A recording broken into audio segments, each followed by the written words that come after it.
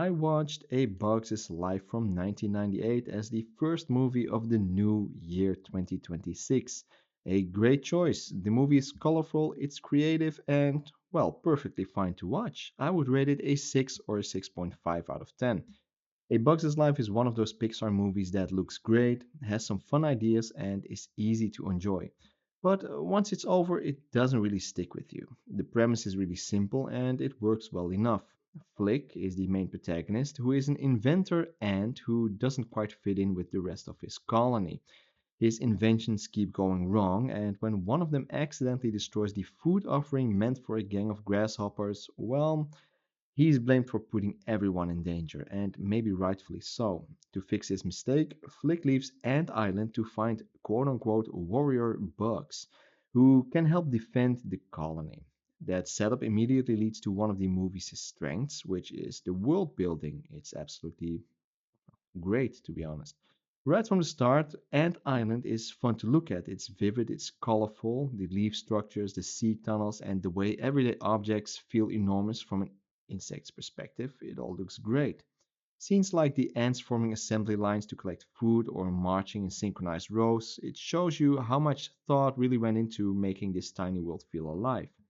Visually, the movie still holds up pretty well.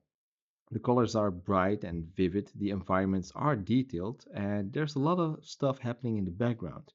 It's definitely not Pixar's best looking film, definitely not compared to movies made today, but it still is really appealing and easy on the eyes. Then the biggest highlight though is Hopper. Hopper is genuinely intimidating, especially for a kids movie. His introduction, oof, crashing into the ant colony with brute force and just casually threatening everyone. That is a boss move. It immediately establishes him as dangerous.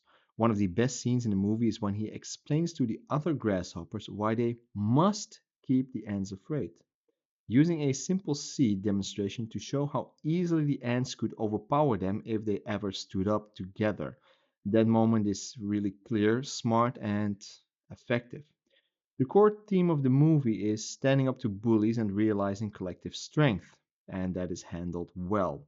When the ants finally do come together instead of panicking, the payoff feels earned, and that's something that I can't say for a lot of movies, but here it definitely feels earned. Well done. Even though it's not emotionally overwhelming, it's fine and, well, just earned. Where the movie starts to wobble a little bit is with Flick, the main protagonist himself. Flick is well intentioned, but he can be frustrating at times.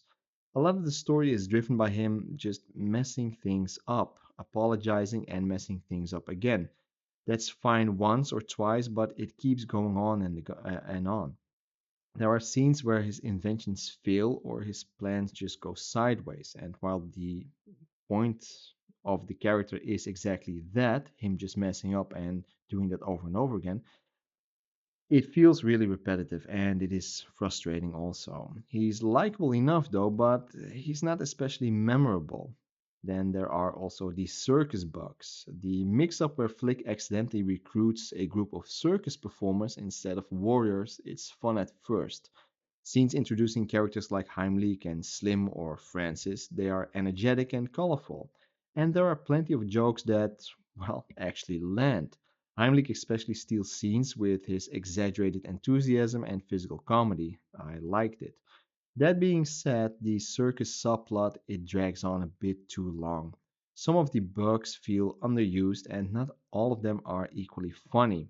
That's not a main concern, but it's something you pick up on. There are stretches where the movie slows down as it juggles too many side characters and you can feel the pacing dip a bit.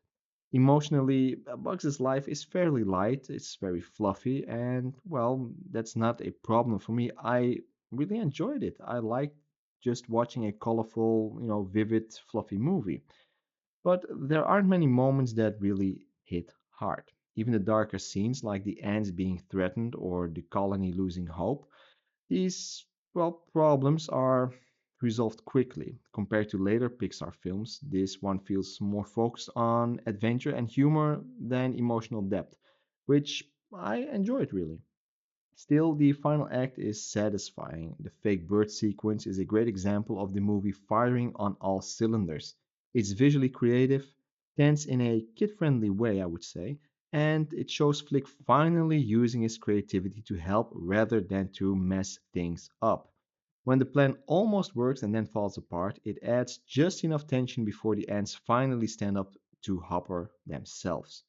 By the end, the movie wraps things up neatly. Flick is accepted, the ends are free, the villain is defeated. It's all very clean and very expected, of course, but it's also very pleasant.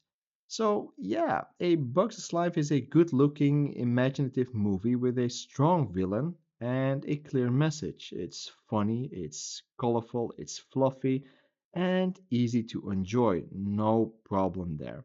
It's just not one of those Pixar standouts. But then again, not all movies can be standouts. So for me, that puts it at a 6 out of 10. Good vibes, solid craft, and nothing that really blew me away, but still a perfectly fine watch. But then again, that's just my take on the movie. Let me know what you think, and I'll talk to you next time. Bye bye.